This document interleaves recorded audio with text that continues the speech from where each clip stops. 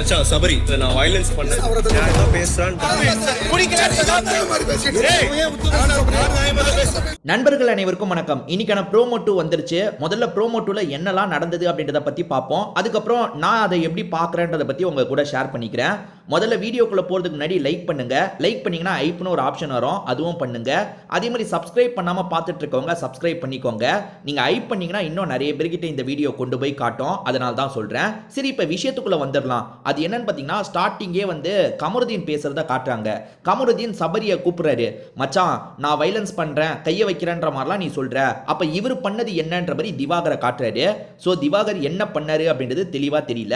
இப்ப திவாகர் இருக்காரு பார்த்தீங்களா, நான் இப்படிதான் பண்ணன்றத பக்கத்துல இருக்க பிரவீன் ராஜை வச்சு செஞ்சு காட்டுறாரு. அதாவது தள்ளியிருக்காரு போல அதை செஞ்சு காட்டுறாரு.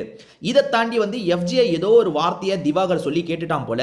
அதனால எஃப்ஜே இருக்கான்ல, அப்படி பேசக்கூடாது, அது தப்பு, அப்படி பேசக்கூடாது, அது தப்பு அப்படின்ற மாதிரி அவன் எப்பவுமே ஒரு மாதிரி பேசுவான் பார்த்தீங்களா, அந்த மாதிரி தான் பேசிட்டு இருக்கான்.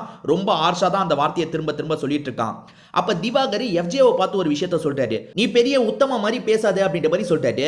எதனால இந்த மாதிரி சொல்றாரா இருக்கும்னு நான் நினைக்கிறேன்னா, அதாவது திவாகர் ஏதாவது ஒரு வார்த்தை சொல்லியிருப்பாரு, அது தப்பு தப்புன்ற மாதிரி இவன் பேசியிருப்பான். ஏண்டா இதையே தப்புன்னு சொல்றியே, நீ இதை விட பெரிய வார்த்தைலாம் விட்டுருக்கலன்றதை மீன் பண்றதுக்காக தான் நீ உத்தம மாதிரி பேசாதன்ற மாதிரி திவாகர் சொல்றாரு.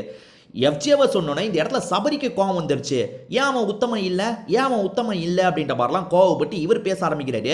ஸோ திவாகருக்கும் சபரிக்கும் இந்த இடத்துல மோதல் மாதிரிலாம் ஏற்படுது. அப்படி மோதல் ஏற்பட்டு இருக்கும் போது திவாகர் என்ன சொல்றாருன்னா, ஒழுங்கா பேசு சபரி, நியாயத்தை பேசு சபரி அப்படின்ற மாதிரி சொல்றாரு. நான் நியாயத்தை தான் பேசுறேன், நான் நியாயத்தை தான் பேசுறேன் அப்படின்ற மாதிரி சபரியும் கோவமா பேசுறாரு. எனக்கு தெரிஞ்ச சபரி இப்பதாங்க கொஞ்சம் கோவப்பட்டு பேசுறாரு. அடிக்கடி இந்த மாதிரி கோவப்பட்டு கொஞ்சம் பேசினா நல்லா இருக்கும். இந்த இஷ்யூ எதனால ஸ்டார்ட் ஆச்சுன்னு தெரியலங்க. ஆனா என்ன இஷ்யூ வந்தாலுமே சரி, எல்லாருமே திவாகரை கார்னர் பண்ண தான் செய்றாங்க. நான் இதை வந்து நிறைய வாட்டி பார்த்துருக்கேன், அதனால தான் சொல்றேன். என்ன நீ திவாகருக்கு சப்போர்ட் பண்றியான்னு கூட நீங்க நினைக்க வாய்ப்பு இருக்கு. நான் ஒன்னே ஒன்று தாங்க திரும்ப திரும்ப சொல்றேன்.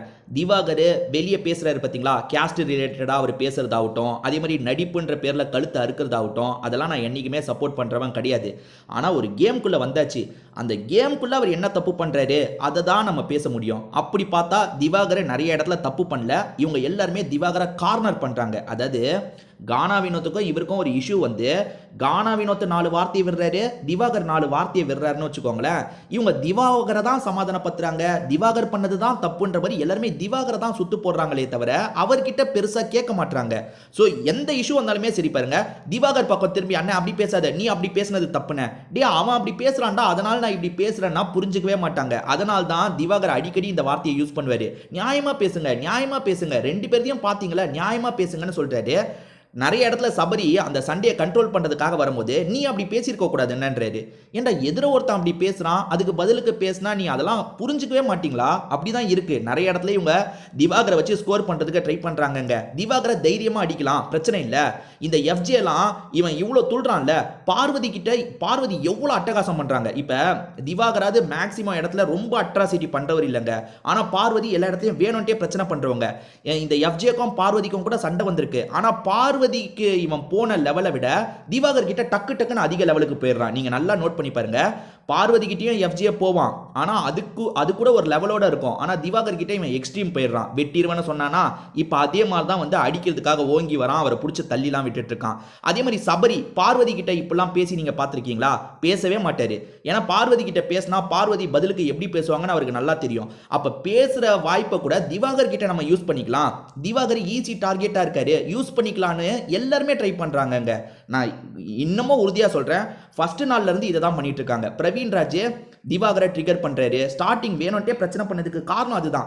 திவாகர் ஈஸி டார்கெட்டா இருக்காரு. மற்றவங்க கிட்டலாம் இவங்க அந்த விஷயத்தை பண்ண சரி. அப்ப திவாகர் அமைதியா இருந்தோம் டார்கெட் பண்றாங்களா? திவாகரும் சிலது பண்ணதான் செய்யறாரு. ஆனா 2 பேருமே பண்ணும்போது அவங்க ஒரு வார்த்தை, எதிர பேசுறவங்க ஒரு வார்த்தையை விடுறாங்கன்னா திவாகரும் வார்த்தை விடுறாரு. ஆனா இந்த டீம் இருக்காங்கல்ல, திவாகரை மட்டும் சின்ன சான்ஸ் கிடைச்சா கூட உள்ள நுழைஞ்சிடுறாங்க. இதோ பாருங்க, இப்ப சபரிலாம் திவாகர் கிட்ட தான் இப்படி பேச முடியும், வேற யார்கிட்டயும் வீட்டுல பேச முடியாது. பார்வதி கிட்டலாம் இப்படி பேசவே முடியாது. நீங்க யோசிச்சு பாருங்க, ஒரு நாளைக்கு பார்வதி 10 பிரச்சனை பண்றாங்கன்னா திவாகர் 2 பிரச்சனை பண்றாரு. ஆனா 10 பிரச்சனை பண்ற பார்வதி கிட்ட யாருமே போக மாட்டாங்க.